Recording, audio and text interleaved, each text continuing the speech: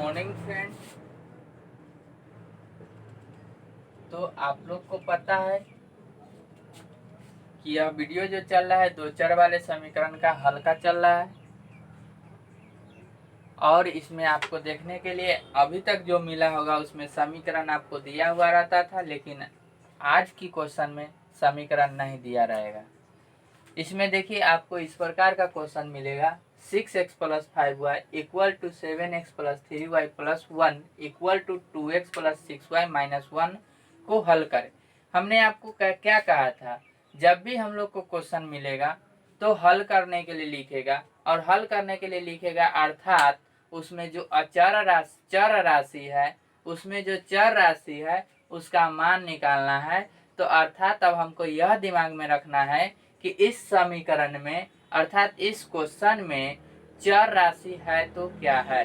तो इस क्वेश्चन में हमको चर राशि देखने के लिए मिल रहा है x और y। क्या मिल रहा है?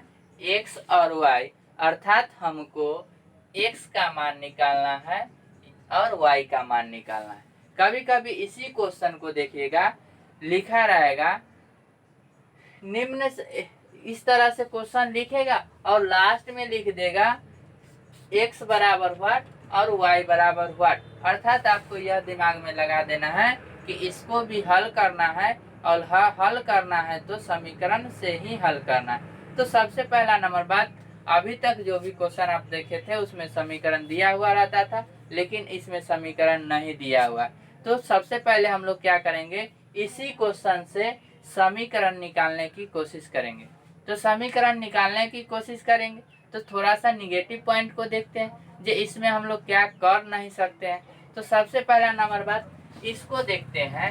इसको जब देखेंगे 6x + 5y, तो आपको मन में आ रहा होगा जी बराबर के चिन्ह है, तो बराबर के चिन्ह के बाद हमको जे मन होगा से लिख देंगे, 0 लिख देंगे, 1 लिख देंगे, 2 लिख देंगे, 3 लिख देंगे। इसमें से कोई अंक लिख सकते हैं। आपको मन होगा जी नहीं, ऐसे 1 2 3 लिखने से बहुत कम हो रहा है ना, तो कभी कभी मन होगा जी 10 लिख देंगे, 20 लिख देंगे, 30 लिख देंगे। तो आप लोग को ये सब भी मन होता होगा। तो सुन लीजिए, ऐसे करना अच्छी बात नहीं है। मीन्स कहने का मतलब है यह तो हम नहीं ना जानते हैं जी इसको हल करने के बाद 0 ही आएगा, ये तो हम नहीं जानते हैं। या इसमें कहीं लिखा हुआ भी तो नहीं है जो हल करने के बाद आपका मान 0 होगा, चाहे 1 होगा, चाहे 3 होगा, चाहे 4 होगा, या 10 होगा, चाहे 20 होगा, 30 होगा, ये बात तो नहीं ना लिखा है। जब यह बात नहीं लिखा है तो हम इसको कैसे लिख सकते हैं? नहीं ना लिख सकते हैं, हैं? तो पहला चीज ये चीज हमको नहीं करना है। दूसरा चीज, जो कंडीशन हम इस पर अप्लाई किए हैं वही कंडीशन फिर इस पर जाकर अप्लाई करेंगे, ये भी तो अच्छी बात नहीं है। अर्थात इसको भी इस तरह से हम लोग नहीं लिख सकते हैं। किस तरह से? इस तरह से नहीं लिख सकते हैं। और ठीक उसी प्रकार हम इसको भी नहीं लिख सकते हैं। ठीक, तो यह था हमारा माइंड में आने वाला निगेटिव क्वेश्चन जो हमने आपको बता दिया। ये इस प्रकार से नहीं लिख सकते हैं, इस प्रकार से नहीं लिख सकते हैं, अर्थात इस प्रकार से समीकरण का हम निर्माण नहीं कर सकते हैं। एक चीज और यहाँ पे देख लीजिए, जब हम इसको इस प्रकार नहीं लिख सकते हैं तो डायरेक्ट हम इसको समीकरण 1 भी तो डिनोट नहीं कर सकते।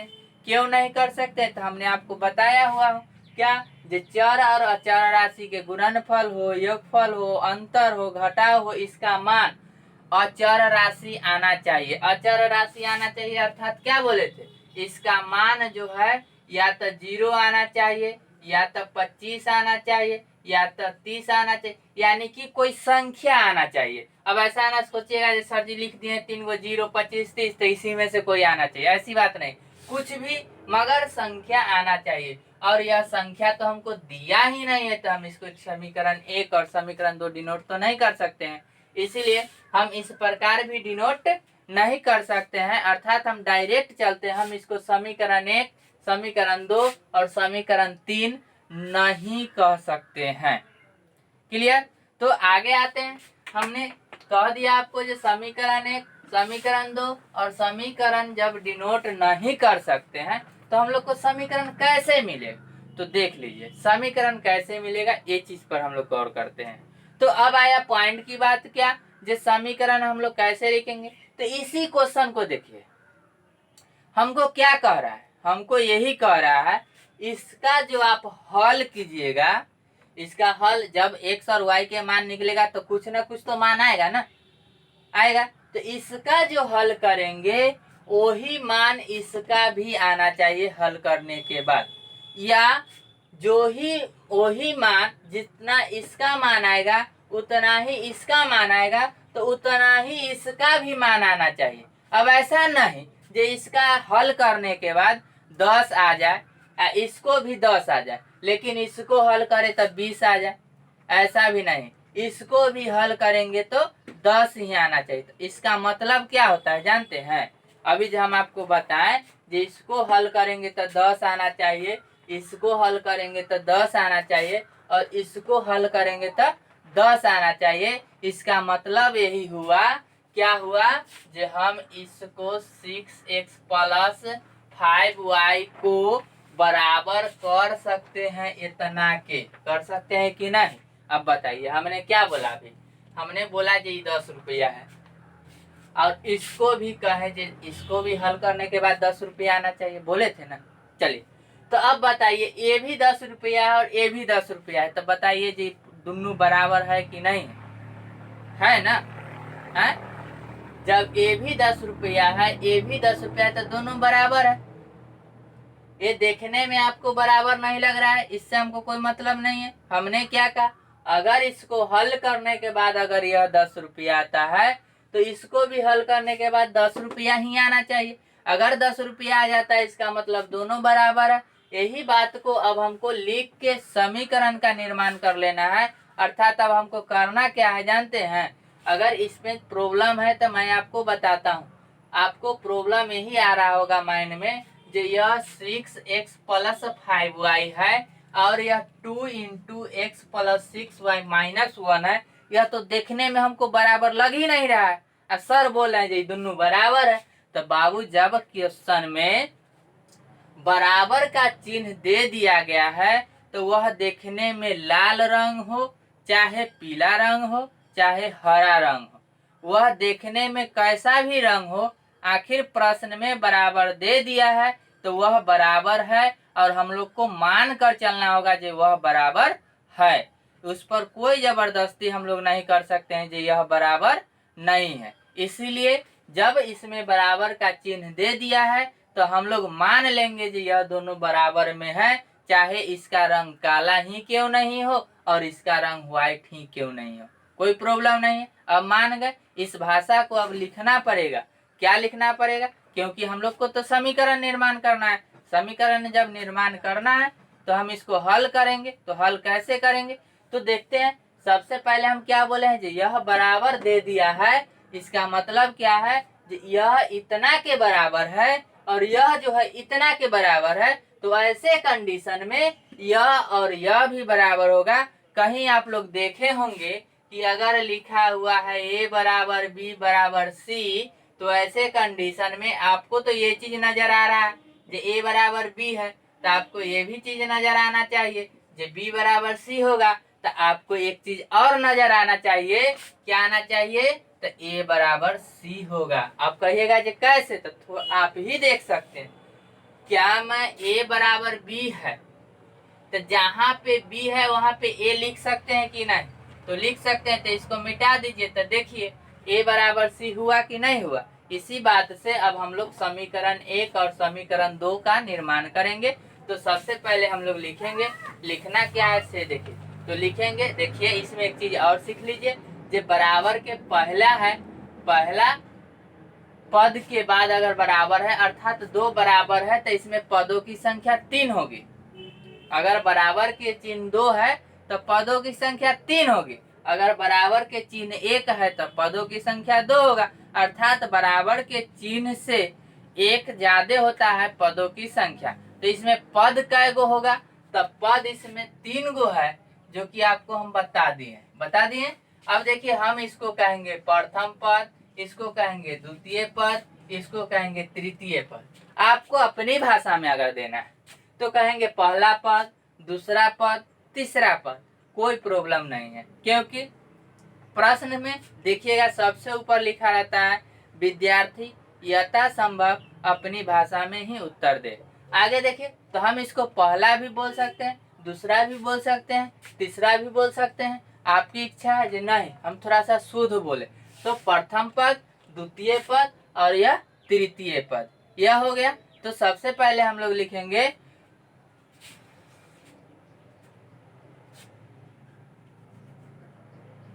प्रथम पद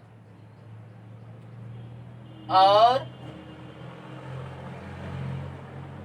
द्वितीय पद से, प्रथम पद और द्वितीय पद से। तो अब देखिए प्रथम पद और द्वितीय पद से, तो प्रथम पद यह हो गया, द्वितीय पद यह हो गया। तब हम इसको देख लेते हैं, दोनों क्या है तो बराबर है, तो हम लोग भी बराबर करेंगे। चलिए अब इसी को क्या करेंगे, या करेंगे। या कहने का मतलब क्या है, हम इसी बात को अब इस प्रकार लिख रहे हैं जैसे हम लिखने जा रहे हैं, इसीलिए या का प्रयोग करते हैं। या देखिए, अब देखिए या करने के बाद हम लोग को करना क्या है, तो कुछ नहीं करना है। जो समीकरण में आप लोग पढ़े हैं, समान जाति के लोग समान जाति के साथ रहते हैं, अर्थात एक्स वाला को एक्स वाले के साथ रखेंगे और वाई वाला को वाई वाले के साथ रखेंगे। यानी 6x - 7x plus 5y minus 3y equal to +1। +1 को केवल 1 भी लिख सकते हैं जो आपको बताए हुए हैं। आगे देखिए, आपको ये चीज समझ में आ गया होगा कि कैसे लिख दें। बस कुछ नहीं कि 6x को ज्यों का त्यों रखें, 7x इधर प्लस में तो इधर माइनस में, 5y को ज्यों का त्यों रखे हैं, 3y इधर प्लस में तो इधर माइनस में, 1 को ज्यों का त्यों रखें। अब क्या करेंगे, अब यहाँ पे हम लोग घटाएंगे, क्योंकि यह घटने वाला चीज है। एक प्लस में है और एक माइनस में है तो घटेगा। तो 6 में से 7 तो घटेगा नहीं, 7 में से 6 घटाते हैं तो बच जाएगा x, यानी 1 बचेगा। तो 1 तो हम लोग लिखेंगे नहीं, x लिखेंगे। x लिखने के बाद यहाँ पे चिन्ह क्या चीज का होगा, प्लस का या माइनस का। तो 6 और 7 में बड़ा कौन है, तो 7 बड़ा है। तो 7 के आगे क्या चीज का चिन्ह है, माइनस का, तो माइनस लगाएंगे। फिर इस पर आते हैं 5y और यह 3y, एक प्लस में और एक माइनस में, तो घटेगा। घटेगा तो 5 में से 3 गया तो 2 हो जाएगा। 2y तो लिख दिए, लेकिन 2y के आगे क्या चीज का चिन्ह होगा, तो 5 बड़ा है 3 छोटा है, 5 के आगे क्या चीज का चिन्ह है, प्लस का, तो प्लस इक्वल टू 1। देखिए हमारा समीकरण तैयार हो गया। समीकरण एक, दो अचर राशि का योगफल या अंतर या गुणनफल या भाग। अगर कोई अचर राशि है तो हम उसे समीकरण कहेंगे, अर्थात समीकरण एक तैयार हो गया। जब समीकरण एक तैयार हो गया तो अब हम लोग को क्या करना होगा, अब समीकरण 2 तैयार करना होगा। तो समीकरण 2 तैयार करना होगा तो फिर हमको लिखना होगा, अब चलिए, अब आपको मन क्या है, द्वितीय पद लें और तृतीय पद, या आपको मन है तो प्रथम पद ले या तृतीय पद ले, समीकरण बन जाएंगे। किसको ले, किसको, इसी को ले, प्रथम पद और तृतीय पद। तो लिखना पड़ेगा, अब प्रथम पद और तृतीय पद से, तो प्रथम पद क्या है, 6x plus 5y equal to 2 into x plus 6y minus 1 हो गया। अब क्या करना है, डायरेक्ट तो हम इस x को उठाकर इधर ला नहीं सकते हैं क्योंकि ब्रैकेट के अंदर में है, तो पहले इस ब्रैकेट को हटाना पड़ेगा। तो हम लोग को लिखना पड़ेगा, या 6x plus 5y equal to 2x plus 6 दूना 12y माइनस 2। अब देखिए यहाँ से क्या करना पड़ेगा, तो x वाले को एक तरफ करना होगा और y वाले को एक तरफ करना होगा, अर्थात या 6x, ये प्लस में है तो क्या चीज में जाएगा उधर, माइनस में 2x, फिर देखिए प्लस 5y माइनस, यहाँ देखिए प्लस में है 12y तो इधर जाएगा तो माइनस में 12y इक्वल टू क्या हो जाएगा, -2 है तो -2 होगा, -2 है तो -2। अब देखिए यहाँ पे अब हम लोग को क्या करना होगा, घटाना होगा, प्लस और माइनस घटेगा तो 4x minus 7y equal to -2, समीकरण 2। अब देखिए यहाँ पे आप लोग को समीकरण एक और समीकरण 2 तैयार हो गया। जैसे ही समीकरण 1 और समीकरण 2 तैयार हो जाएगा तो हम लोग का वर्क क्या होगा, लुप्तीकरण विधि से किसी एक पद को लुप्त करके x का मान या y का मान निकालेंगे और y का मान या x का मान निकल जाएगा तो फिर समीकरण 1 में x और y के मान रख के हम लोग x के रखेंगे तो y का निकलेगा, y के रखेंगे तो x के निकलेगा और दोनों मान हम लोग को तैयार हो जाएगा। तो आगे देखते हैं इसमें किस प्रकार रखते हैं। सबसे पहले हमको थोड़ा सा यहाँ पे देख लेना है। देखना क्या है, तो देखना यही है कि इस x के आगे कितना है और इस x के आगे कितना है। अगर x को लुप्त करना चाहते हैं तब क्या, अगर आपको माना है जो y को लुप्त करे तो फिर हम देखेंगे y के आगे कितना है, y के आगे कितना है। तो किसको लुप्त करे वो बताइए, उसी के हिसाब से हम लोग काम करेंगे। तो किसको लुप्त करे, y को करे। बहुत आप लोग y पर ही रहते हैं, क्या बात, केवल y लुप्त कराते हैं। देख लेते हैं इसको भी, कुछ नहीं है, इसमें थोड़ा सा डिनोट कर लेते हैं हम लोग। y को कहे ना तो यहाँ पे 2 है और यहाँ पे 7 है, तो इसमें किससे करेंगे, 7 से। इसमें किससे करेंगे, 2 से। अब इसी बात को वहां पे लिख देना है। लिख देना है तो लिखिए, समीकरण 1 में 7 से और 2 में 2 से गुना कर। अब बताइए घटाने पर कि जोड़ने पर, तो यहाँ पे एक माइनस है, यहाँ पर प्लस है। जब असमान चिन्ह रहता है तो हम लोग लिखते हैं जोड़ने पर। क्या लिखते हैं, जोड़ने पर। अर्थात हमारा समान कंडीशन तैयार हो गया है। अब हम लोग को कंडीशन को अप्लाई करना है। तो अप्लाई करना है तो इसमें 7 से गुना करना है, तो -7x प्लस 7 दूना 14y बराबर कितना, 7। ये भी हो गया। दूसरा में इसमें 2 से गुना करना है, तो 8x -7 दूना 14y बराबर -2 दूना कितना, 4। अब देखिए यहाँ पे ये हो गया। चिन्ह तो बदलेगा नहीं, क्योंकि हमने क्या बोला है, जोड़ने पर बोला है, तो चिन्ह बदलेगा नहीं। चिन्ह नहीं बदलेगा तब हम लोग जोड़ घटाव करेंगे। तो यहाँ पे देखिए -7x प्लस 8x, यह घटेगा कि जुटेगा, तो यह घटेगा। घटेगा तो 8 में से 7 गया तो 1 तो लिखेंगे नहीं, यहाँ पे x लिखेंगे। चिन्ह प्लस का होगा क्योंकि 8 के आगे प्लस का चिन्ह है, यह कट जाएगा, काट दीजिए। यहाँ पे देखिए 7 में से 7 प्लस में 4 माइनस में, अर्थात यह घटेगा। घटेगा तो 3, 7 बड़ा है तो 7 के आगे क्या चीज का चिन्ह है, प्लस का, तो हम लोग क्या करेंगे, प्लस लिखेंगे। उसके बाद देखिए x का मान हमारा मिल गया। जैसे ही हम क्या बोले थे, x के मान मिलेगा तो हम लोग y का मान निकाल लेंगे। तो y का मान निकालने का तरीका क्या है, समीकरण 1 में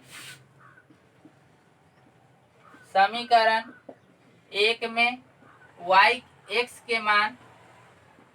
के मान रखने पर, समीकरण 1 क्या था, तो समीकरण 1 हमारा था -x प्लस 2y बराबर 1। यही हमारा समीकरण 1 था।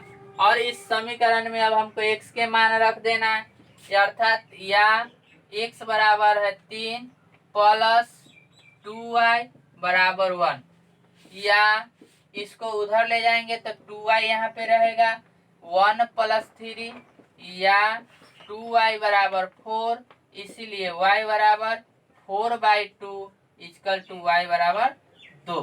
अब देखिए यहाँ पे हमारा x बराबर 3 आया, y बराबर 2 आया, यही हमारा आंसर हो गया। तो ऐसे प्रश्न को आप लोग इसी तरह से हल कीजिएगा। कैसे, तो पहला पद और दूसरा पद को इक्वल करिए, या पहला पद और तीसरा पद का इक्वल कीजिए समीकरण 1, या दूसरा पद और तीसरा पद का इक्वल कीजिए, या दूसरा पद और पहला पद का इक्वल कीजिए, समीकरण 2 का मान निकल जाएगा। और जैसे ही समीकरण 1 और 2 निकलेगा तो आपका सलूशन हो जाएगा।